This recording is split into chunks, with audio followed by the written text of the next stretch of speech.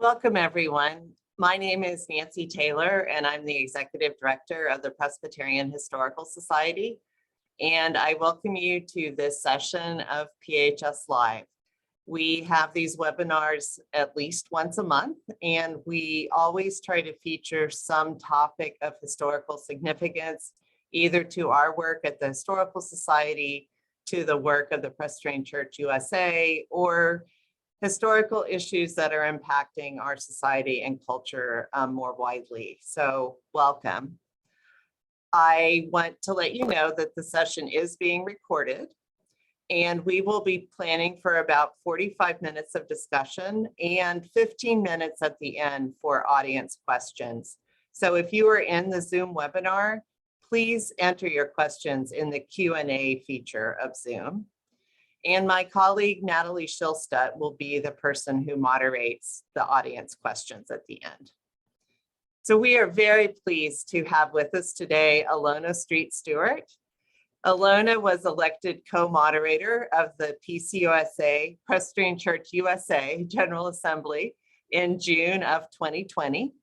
She is a ruling elder and serves as executive of the Synod of Lakes and Prairies, which encompasses North and South Dakota, Minnesota, Wisconsin, Iowa, and most of Nebraska.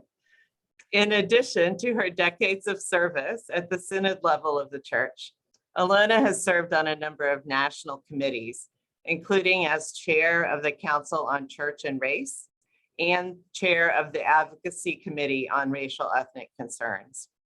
She is the first Native American to serve as moderator of the General Assembly, and as well the first to serve as a Synod executive. Welcome, Elona. We're very glad to have you. I am so happy to join you today. It's my pleasure. Good. Well, your entire term as General Assembly co-moderator has been during this coronavirus pandemic. What challenges and opportunities have presented themselves because of the pandemic? Well, some is certainly I don't serve alone. I have my co-moderator is the Reverend Gregory Bentley from Huntsville, Alabama. And together we have been able to visit all across this church at all hours of time zones because of the use of technology. But in addition to seeing that as a very helpful tool for us, it's also been an opportunity for us to be able to say that our work as co-moderators really is being shaped by a number of things out of our own histories.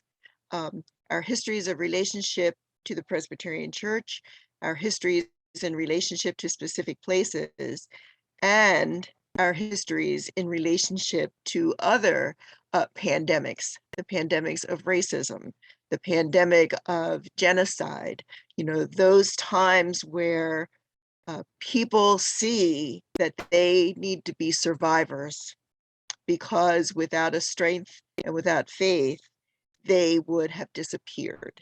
And so I would just share that our time serving during these 2 years have made it possible for us to raise that as a focus. And serving as moderator of the Presbyterian Church really is not just seen as something that's part of a ceremonial aspect, that it really has been an opportunity for the two of us, Gregory as African American and me as American Indian, to be able to say our two cultures have contributed so much to the denomination and this country, and that together our histories have made it possible for very diverse people to find a place and space and time where they are related, and that we bring that to the church because often we have been overlooked and ignored. And so the issues around what does it mean to be resilient? What does it mean to resist? What does it mean to express appreciation for educational opportunities in the Presbyterian Church and leadership in the church? But that when we arrive, we don't just come as individuals. This is probably one of the strongest pieces of our message. all of our people come with us because we don't stand alone here. And those who were introduced to Gregory and I at the 224th General Assembly heard two things. The first was that we were identifying ourselves through the image of the Sankofa bird, which comes out of an African tradition from people, particularly around the Ghana area. But the Sankofa bird that we've identified with, we put that Sankofa bird in the Mississippi River so that our ancestors are present with us, so that in that image, you know that you have to look back and take those things that allowed you to survive to go forward into your future. So that's the first thing, that we were able to combine our two cultures there. And the second, of course, Nancy, was that we were already strong supporters of Matthew 25, that that's a vision for the church to address the issues of, vitality, but vitality for the purpose of being able to eradicate poverty and to dismantle racism. So in the midst of all that, that's how we introduced ourselves. And I think that this time of the pandemic, whether it's the COVID right now, or perhaps another global disease that may still could appear, we're able to say we were willing to meet using technology, but that our message was one that we need to hear from people who have been survivors, and that's really important. So. Yeah, I was struck that from the very beginning, when you and Gregory were, I assume, even just discerning your call to run as co-moderators, and then as you began to talk to the church about yourselves and your candidacy, and this would have started before the pandemic, right? Early, late 2019, early 2020. Right. That historical perspective was so much a part of yourselves and how you were presenting, that this was a time that you felt you could really lead the church. So in some ways, it wasn't at all a reaction to the coronavirus pandemic per se. It was more something that started before that, but I think really spoke to folks as we moved through the last year and a half in so many different ways. Have you found that people, as you've been out there via Zoom, out there speaking with folks in presbyteries and congregations and other groups, are they really receptive to that kind of perspective now in a way that you think they might not have been, say, even 2 years ago, but 3, 4, 5 years ago? Sometimes it's a challenge, I think, for people to take the time and recognize that one of the things that Gregory and I talk about are, these 6 R's that start with remembering, and that's in the identification of who we are as a people, who we are as communities, but that we must start with remembering.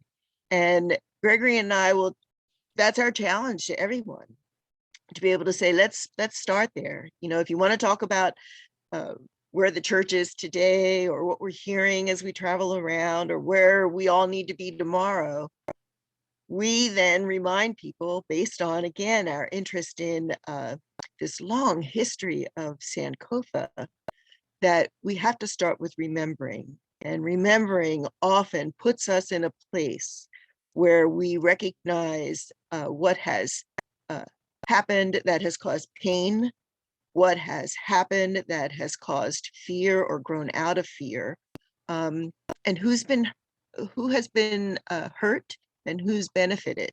And so, yes, I think people will hear that from us because it's so authentic when we're talking about it. It's not just theoretical. Gregory and I are sharing this out of our own people's experiences. And so we'll say, let's start with the remembering that this country was established, and the church in my own people's backyard is the Delaware Nation, in the removal of Native people from their land. and that the loss of that land was often through theft or misuse of trust, and that it also came at the cost of selling, native slaves to purchase Black slaves, and that the labor of those Black slaves in those what had been our traditional homelands was the beginning of building the industrialized country that we know as America. And so that's what's authentic. And I think that people will hear that from us. But then, of course, I'll just share what the rest of those R's were. And then, we need to say, so in remembering, there's a sense of, the remorse for that. When you really feel the weight of that truth, and it's not just past tense history, it's history that lives within us. So, there's a sense of remorse, because if we don't feel that, how can we stand before the Creator, and talk about ourselves and present ourselves? And so in that attitude, then we say it's time to repent. It's time to ask for an apology, to offer an apology, and to ask, for a sense of how can we cleanse ourselves from these horrible situations that were created, which moves us to help us see what the repair is that is so needed in our country. And our message has certainly been about, repairing within the church. And that's what Matthew 25 is all about, caring for the least of these, which allows us then to get to a situation where we can stand together and address reconciliation. We can't talk about reconciliation if we have not repented and if we have not moved to repair. And of course, if we can honestly address reconciliation among peoples who have, some have been victims of, grand ideas, but nevertheless, as victims, they were to experience situations of, as I said, genocide. Then we can be able to say, out of the death that has been experienced by our ancestors or the death of dreams, can we wake up to a resurrection? Can we rise beyond that now and then move to rejoice in new life together? And I think that's what people will hear from Gregory and I. So again, it's not just a ceremony of being, co-moderators of meetings. It truly is bringing a message that the church needs to understand. It's woven into what the church is and where the church has been and what the church can become. So we now know that the offering at General Assembly this summer is going to go to Restorative Actions. And that is a group that does some of those things that you just talked about. So I wondered, can you give our audience a little bit of background about the mission of that group, what they are engaged in right now, and your hope for how this kind of offering will help further their work? Mm-hmm. So we might want to say, anyone who's familiar with in the birthing process, what a doula does, if anyone's familiar with a doula, or it's not the midwife, it's not the nurse's assistant or the, obstetrician. The doula is the one that's there to assist in this birth process, to make sure that the deliverer of, this new life has an opportunity to really thrive and to rejoice in the birth. And I think that's what the Restorative Action team is doing, because the intent is, as we've looked at the statistics around wealth in this country, and have actually calculated, we're not the only ones that have done this, but the calculations around the wealth disparities between white households and Afro-American and Indigenous households has been calculated in a way to say we can actually recognize the differences based on whiteness, the privileges that come with whiteness over centuries of time. And so right now, what our hope is that we continue to educate people to become familiar with those issues of the denial of wealth transfer. That, you know, for Native people, you know, our land not only was taken from us, but the assets in the transfer of that land was, we never received that. The same thing with the denial of becoming homeowners, you know, within our lifetime. Let's just put it that way, my parents and my lifetime, that, you know, you could not purchase a home because of all the issues, whether it was Jim Crow laws or others around, you know, covenant restrictions by race. And most people have their wealth based on the fact that they can own property, a household or land. And so the restorative action group has been able to say, let's look at what the denial of that wealth has been, and looking at those calculations, could we look at all of our assets as households? And then could we not only transfer, but surrender that portion of our assets that came as a benefit to white persons because of their whiteness? And in the midst of that, then those dollars would be made available in trust. Not that this group has any say in that, but that we're legally establishing trust where there's a specific one for African-American communities and Indigenous communities, and they would determine the best use of those dollars right now in the sense of this wealth transfer, so that they could be able to ensure that the next generation is growing in a stronger economy within their communities. And a lot of information, of course, is on the website, but there is a stronger understanding of this all around the country, because these are conversations that have been, I'll just say, archived. You know, they've been there, very present in statements like the Black Manifesto, or all the issues of Native sovereignty, you know, all the treaty laws, it's all embedded in that. But what we're recognizing is our generation is the generation that needs to lift that up. And so it's not just on paper, but that it's actually in the economic transfer of people's well-being. So yeah, we're very excited about that. There's a curriculum that will be available. We'll get to know, you know, people in new ways, not as overseers or supervisors in that trust process, but being able to say, we're surrendering these assets to these two communities so that you can determine what is the best use of them. Yeah. There's been quite a lot of attention recently about the racist and destructive legacy of Native boarding schools.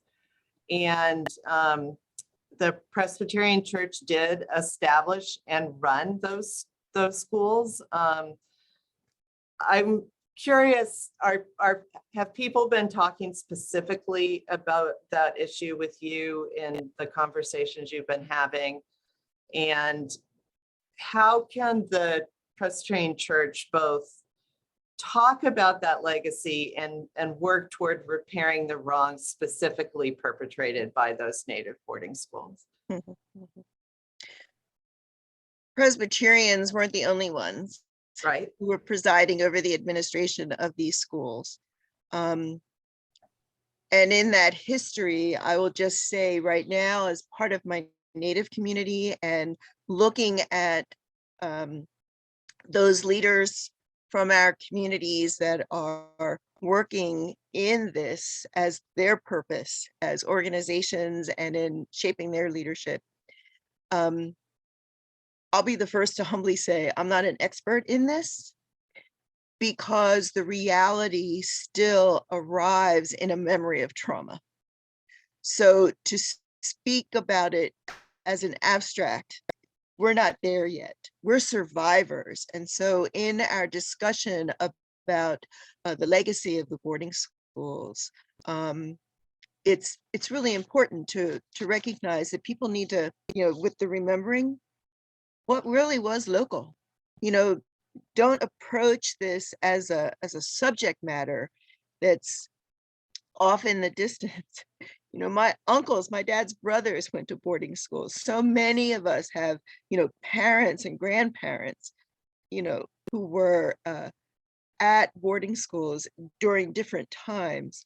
And whether it's a Presbyterian related boarding school or a Catholic boarding school, I just literally was in a conversation yesterday hearing about a boarding school here in the state of Minnesota that I didn't even know existed.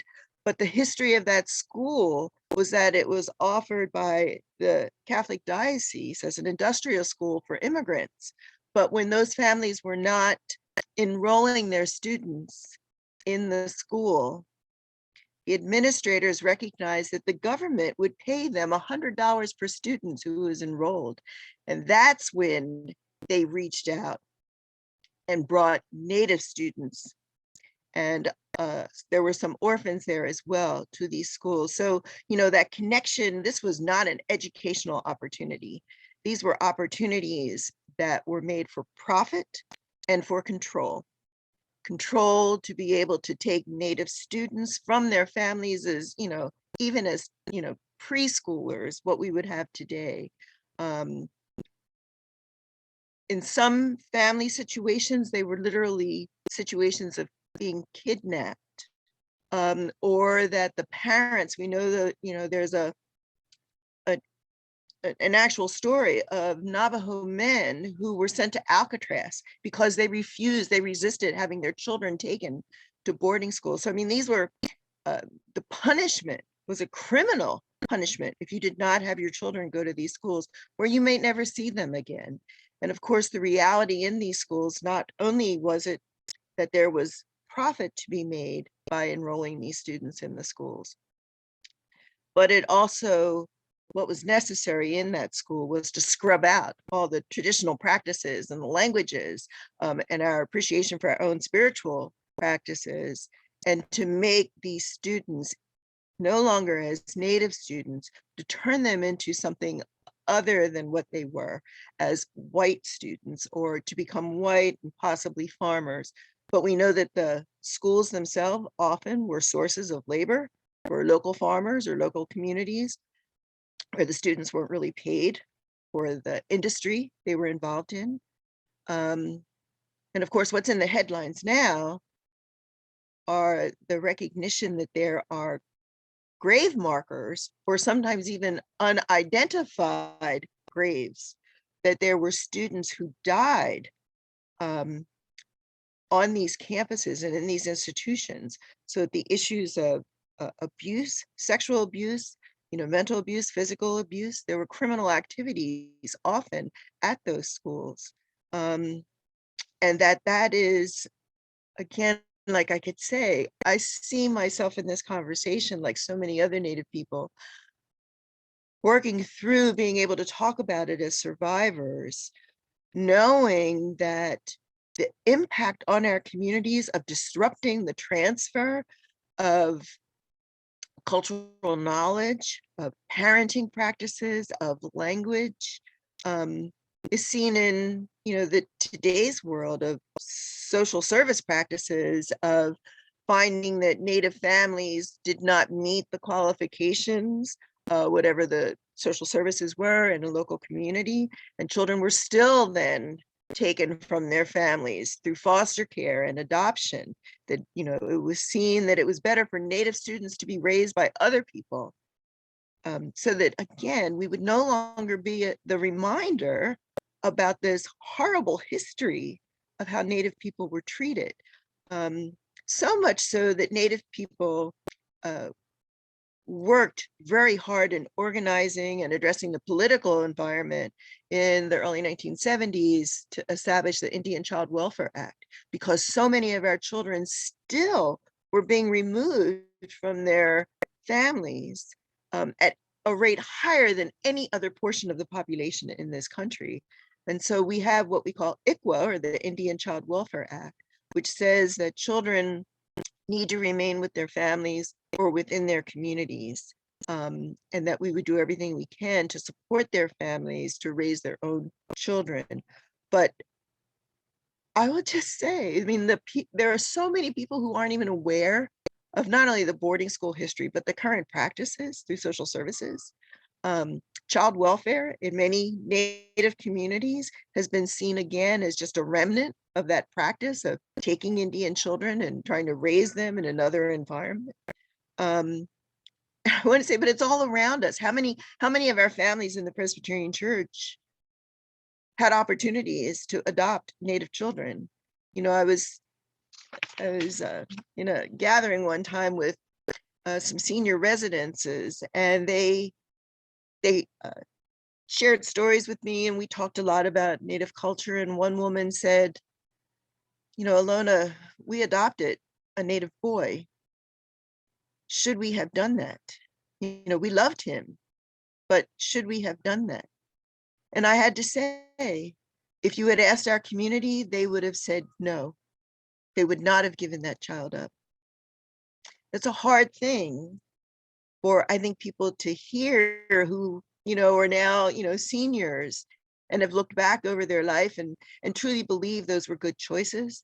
But if that child was denied a relationship with his community, his history, he did not know his name, you know, and that's an incredible loss. And that that's part of what we need to say, what can we, you know, this remorse that we have, can we stop and think about the decisions that were made that were not healthy decisions, that were decisions based on what other people wanted to do to Native people that were not in our best self-interest or our survival for the future. And these schools are all over the country, and they're all in different, you know, sizes and eras. Some of them have become, you know, institutions now that are open to the public and have Native administrators. But we need to remind the church that the government was paying church representatives to be the administrators of these schools. So that whole sense of, you know, the separation of church and state, there were government policies that believed that maybe under the peace policies, Christians would do a better job than the military in addressing this need to control Native people. So that's part of this truth telling that has to happen. That's what, you know, my being moderator allows me to have these conversations. But that truth telling, people have to take the time to hear what we have to say, because these aren't situations that occurred so far back. You know, it can be on an exhibit in a tour. You know, these are our own families. And this is like you open the family album, you know, and you can say, well, that's where my grandfather was, or my grandmother, or my parents. It's a very challenging reality. And I hope that people also will pay attention and be respectful of what Native people also commit to when they have honoring or remembering memorial services, when graves are found, that when the remains in those graves can be returned back to the people, or when documents and names of families, when those things are recovered, that they can be restored back to where they came from, back to the people that where they belong. And that, you know, the public then, in a sense, should be able to say, yes, this is also part of our traditional practices. We're not going to interfere with that. We want Native people to be able to bring wholeness in these situations around the healing. And we won't tell them what's best to do. So anyway, yeah. And I appreciate, I saw just a quick mention in the chat about ICWA, the Indian Child Welfare Act. But yeah, that it's very important that people realize that all of our lives as Native people, we live personal lives, but we're not individuals. We're part of larger communities and tribal nations, and our relationship with the government is unique. No other portion of the population here has a relationship to the federal government other than like Native people have. Yeah. So we're the Presbyterian Historical Society. We are the National Archives of a denomination, the Presbyterian Church, U.S.A. And I think we are realizing more and more how important it is to foster, allow, let folks tell their own histories. And what can we do as an organization, as an institution, if we want the voices, stories, histories of American Indian Presbyterians to flourish? We are an organization, an institution within a structure. How can we do a better job of letting people tell their own histories and making sure those become part of a story, a historical record that's going to live on and be accessible to people 50, 100 years from now? Mm-hmm. Well, we know that there was an academic discipline. I have my undergraduate degree in archaeology, in anthropology rather, but through archaeology, we know that most Native people, the expression of their lives, are already existing in collections. You know, we want to point out that there was a period of time where the assumption was that Native people would actually become extinct. And so many records and photographs and treaty documents are in archives because the assumption was we were going to become extinct, we were going to disappear.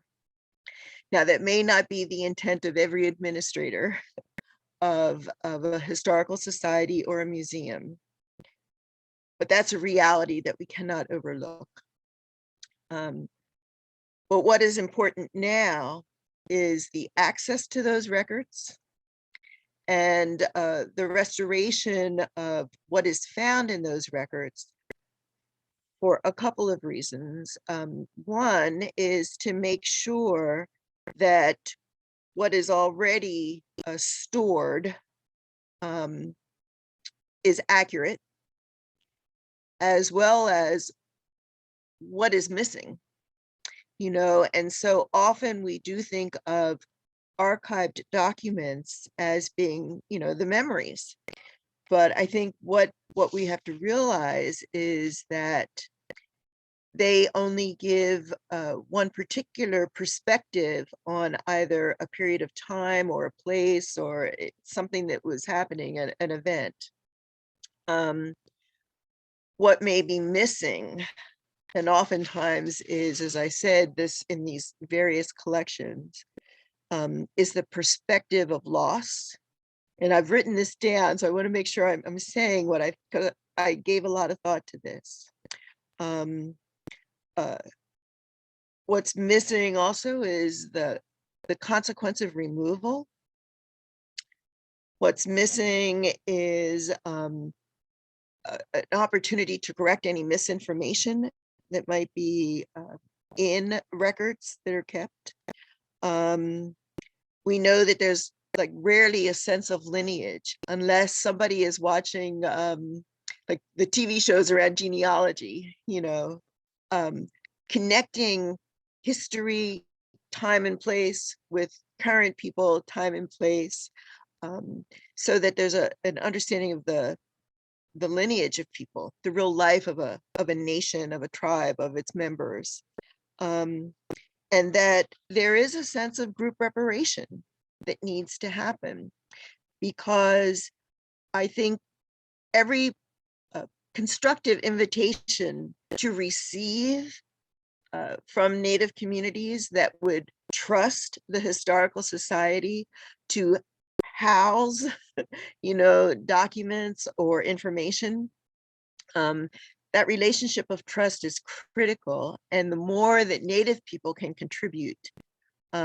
whether it's the physical space of putting something in an area that, where it won't erode due to the environment of the air and light and things like that. But also the sense that if this is part of the whole Presbyterian Church, who will have access to it? And will they be able to identify the people that it came from in that portion of history, either in that place or that time? We know that all around this country, there are session books that still linger in the back of grandma's closet, or we always laugh, maybe in the trunk of a car that's in a garage someplace. Or in terms of church records, cemetery records, or records that identify as people were moving across the country as settlers, arriving on the frontier. Why did they come to those places, and what interaction did they have with the local Native communities? And if Native people were removed, what interaction was happening in the midst of all that? So I would hope that in our Presbyterian Historical Society, we would see these opportunities to be able to connect what is available to actual people, and to, in their recognition of that information, have a chance to be able to again, as I said, talk about the information of the perspective from their viewpoint and what was happening at that time. The incredible thing is, I think that's exactly what you're doing with PHS right now, that in your archived collections, you're recognizing that there's a broader narrative of truth and justice and truthfulness that needs to be addressed. And so I think there are new opportunities that are going to continue to emerge, whether it's the internships or opportunities for people to have access to materials. We want to be able to say, what will the Presbyterian Church now learn and see and remember with these bigger opportunities? We all live in communities with Native place names. I mean, I live in a state with, the name of the state is Native. But people don't see real live Indians connected to that. They're just words. And so we would hope that the Historical Society, as well as other places like with museum collections, et cetera, that this is not just like a village on exhibit that you could kind of walk through, see a little bit of Indian history and then walk out. But that what you'll really understand is that you are immersing yourself within a culture that's alive and resilient and has its own sense of truth that needs to be understood and said. Well, before we move to questions, I just wanted to ask one concluding question. And given everything we've talked about, your almost 2 years now of leadership of the church as the General Assembly co-moderator, where do you particularly see areas of hope in all of this that folks are talking about, wrestling about? I think trying to shift perspectives, trying to kind of see things differently and take in new information and put that within their faith and their belief and their church and their denomination. Are there particular things that you're hopeful about in this moment? Mm-hmm. I think a recognition that working together around Matthew 25 allows people to engage in new ways, that something as simple as the food shelf in a church now can open up to an aspect of food distribution networks. There's a sign of hope there, that there are other people who are engaging in very promising activities that allow for local leadership, as well as maybe institutional or agency administrative services to connect people in these networks. And in the midst of that, then I think for me, the real sign of hope is that will recognize issues of representation become real. Who is not in administration? You know, who do we see as simply recipients of activities or of church ministry versus turning that around and say, what are we needing to learn from others? And how can we work together to really make sure that, all the decision makers are the ones who will be impacted, so we'll work, alongside people. And I'm feeling that the next generation is also already taking big strides in making those changes possible. Because number one, they're very comfortable with the use of technology. And number two, some of the biases that they've inherited, they're recognizing now, and they're shedding themselves away from those biases around, racism, sexism, ageism, ableism. And what they're saying is, how can people work together using their gifts to really benefit the world? And they're thinking long-term, not just what's immediate. Profit is often around the issues of what's immediate. And they're thinking, beyond that for well-being.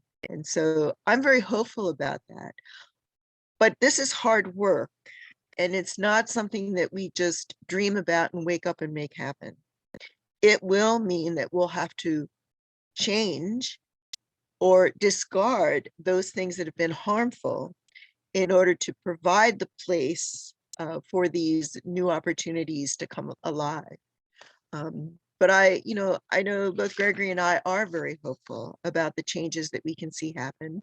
And that, of course, is this ageless lesson of the Sankofa bird. Let's look back and see those things that enabled us, helped us survive, and we'll carry those forward into our future. Thank you, Elona. I'm going to turn it over to Natalie, and she is going to share questions that have come in. So, Natalie. Hi, everyone.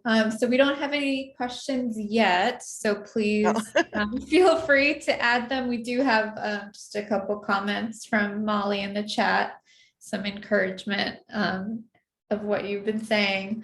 I can read the comment that she made earlier about ICWA. Molly said current practices of ICWA is an active front at the Supreme Court to dismantle sovereignty using the lever of adoptive parents. The McGirt case in Oklahoma and Native Nation jurisdictions that is actively being fought despite Supreme Court decisions to recognize sovereignty. The past is not past, they are contemporary. Right, and we know that with these challenges to ICWA, if those succeed little bit by little bit, that again is a dismantling of the recognition of self-determination by tribal nations, as well as their sense of and purpose as sovereign nations to determine, what's in the best interest of their people. But when you work at nibbling away or taking a big axe to ICWA, because both approaches are happening right now, there's a fear. These are our children, but the fear of the dominant society is that, well, your children are available. The terrible sense of this is your children are available on the market because somehow we don't trust that Native people can raise their own children well. And so, let's take your child. We have no guarantee that they'll ever learn their language, their tribal name, a connection to their tribal people. We'll just take your child because they're available and we can. And that's what ICWA is about, is to say, no, you can't. We need to do all we can to keep our children within our communities and to support those families so that they are raised in a healthy environment. Yeah. Question just came in from Tim. He says, in my experience working with Native communities at the Minnesota Historical Society, there was a sense from staff and other organizations that they were reluctant to engage in dialogue with tribes because they feared that they would get yelled at. How would you help people, churches, overcome that reluctance and give them advice and help them take those first steps? Right. Well, of course, it's being engaged with the community and having a variety of Native people that you're connected to. What we've seen here with the Minnesota Historical Society is that the more consultation that occurred with, we have 11 tribal nations. So the more consultation that occurred across those tribal nations, the better those relationships became. And when the differential in relationship of who was the executive type, as well as the person serving on like a board, when we began to merge those realities and have those persons with the administrative responsibilities and the executives become, Native people who are also, administering federal grants, et cetera, in their own tribes. I think that some of those fears began to, reside. But I also want to be able to say, if something was done wrong and Native children or land was stolen, let's not walk around that, and turn our eyes away from that reality. Here in the state of Minnesota, even with 11 tribal nations, we still hear people say today, well, I didn't know Indians lived here. Or that the realities of fishing rights, water rights, the protection of wild rice up north, all of those things are current and they're part of the state policies or your local government policies. So the opportunities to engage with Native people in real life issues has to happen. And sometimes that sense of there were things done wrong, and we're really not people that are going to be yelling all the time. But what we do want to point out is the truth of things, because we've been invisible in the midst of that. People will talk about Native people, but they don't talk with us. Out of this state of Minnesota, we saw not only the American Indian movement, but we also saw the beginning of the National Indian Education Association, which is addressing the issues of, self-determined education within public school systems, or our colleges and universities and tribal colleges. So a lot has grown out of being able to engage together, walk together, talk about priorities and policies together. And the good thing is, again, we have great opportunities here in the state of Minnesota to be able to do that. And perhaps that's a model for other places in the country as well. Okay, next question is from Molly. What are some hoped for next steps to take for presbyteries and councils using land acknowledgements? Where can folks build on the statements with relating and repairing? Right. So land acknowledgements are important to provide what's been missing, just an awareness in a particular place of who were the first great stewards, who were those tribal nations that lived there. But if you don't take that information and say, so why are they not here now? What happened to them? Where are they now? Let's walk through the process of removal policies, relocation, or the loss. That will require, again, engaging with Native communities. And I think our land acknowledgements now need to not just be the great Google search. It really needs to be an acknowledgement of these were the policies and practices that were in play maybe 300 years ago, 100 years ago, 50 years ago, and then even today. How do we engage with Native people?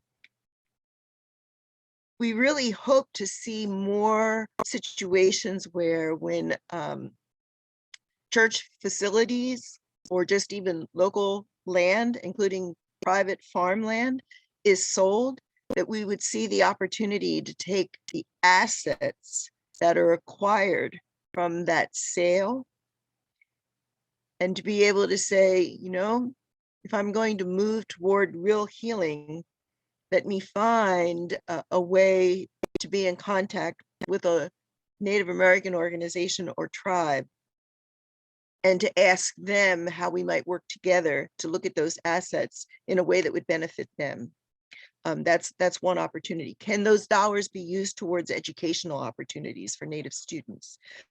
I'm thrilled, Philadelphia Presbytery is, connecting with a Lenape organization, My People's organization, doing something similar. We've seen this happen up in New York. It's happening in some of the farmlands, in southwestern Minnesota, out in the Southwest and the Northwest.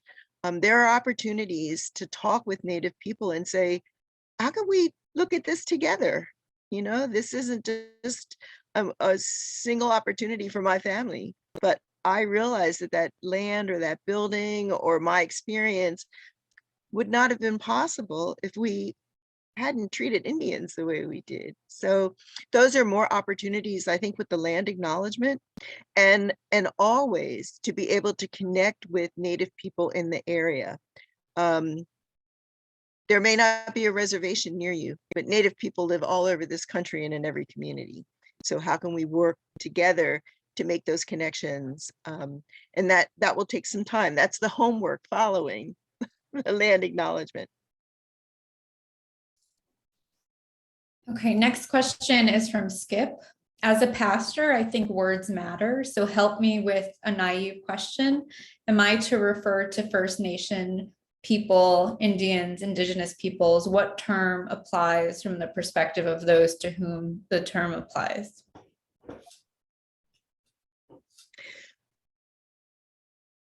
That's a question that I get asked often. And I'll be happy when the time arrives where it won't be asked anymore. But so First Nation would typically be a term that applies to Canadian communities. Here in the United States, the most appropriate term, well, of course, anywhere in the world with Indigenous people would be, if you ask them, how do they refer to themselves? And you learn to pronounce the name that they identify with. Sometimes the terms Native American and American Indian are interchangeable. We know, though, that in terms of the census information and our experience every decade when the census is taken, there were a lot of people who were not Indigenous, but they felt that identifying themselves as Native American meant that they were not a first generation immigrant family. So there was misinformation attached to the term Native American. Here in the state of Minnesota, our Indian Affairs Council some years back said the term that we would like to see in policies was American Indian, but that may change in other places in the country. So you start with the actual people's name, and then based on the context, oftentimes those terms will be interchangeable, but Indigenous is specific to a place. So when we say we're Indigenous, it still means that we're related to a particular place. And so, you are Indigenous when you're Inuit or Indigenous people in Japan. That would identify you in that place in a period of time.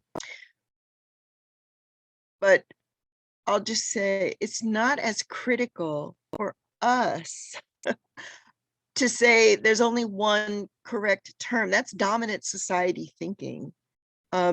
We will often refer to ourselves by our tribal name, and then in the same sentence, say American Indian or Native American, because we recognize who we're talking to, and we're doing it out of sign of respect. There's no disrespect meant. So let's, if you can identify the actual name that people say they prefer, use that.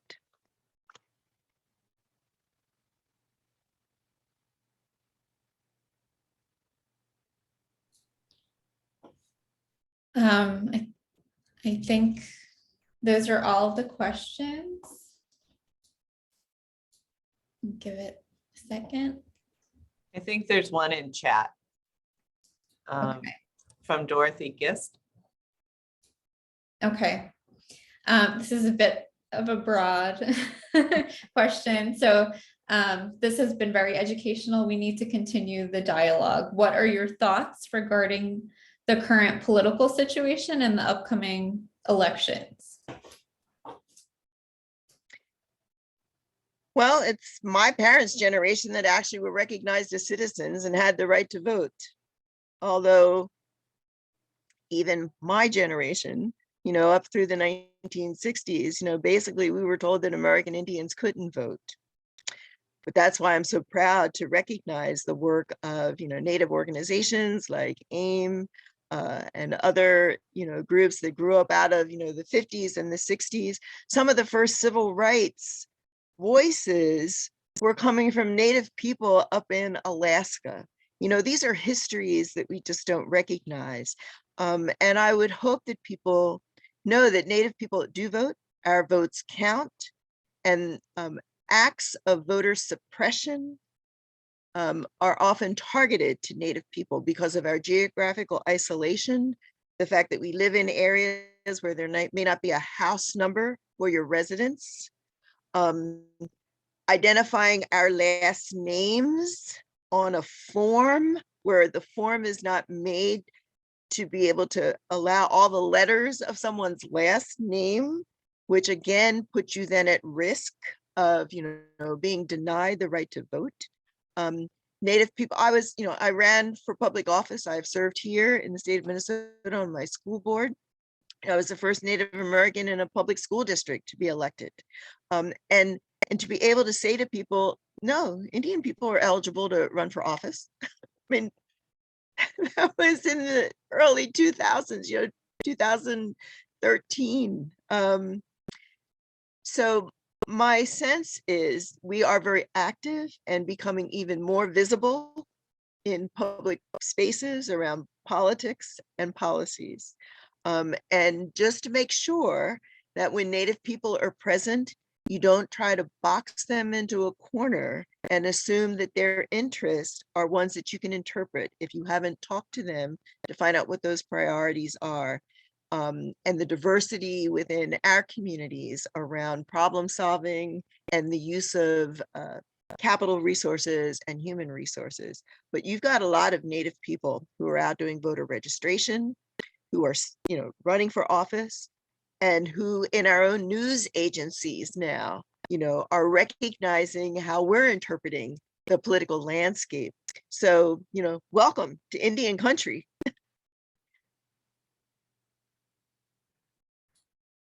Okay, there are just some words of thanks to you, Elona, in the chat, but we've gone through all of the questions. Okay. Miigwech, thank you. Yeah. And I'll extend my thanks again to you. Thank you so much for joining us. And it's been a privilege to hear you speak about these issues. And thank you for your words and for what you are doing for all of us to help us kind of find our way in this moment. I want to thank the audience for their questions, and I do want to let everyone know that a week from today, we actually will have another PHS Live. Jimmy Hawkins, Reverend Jimmy Hawkins, is going to join us to talk about his new book that's coming out from Westminster John Knox Press. And it looks at the history of Black demonstrations and protests in this country. So that's a week from today, same time, Thursday at 5 p.m. Eastern. So I hope you can join us for that one as well. So we are going to sign off. Again, thank you to everyone. This is just an important dialogue and discussion for us to have. So I appreciate your participation. Well, best wishes to you all. Thank you. Thank you.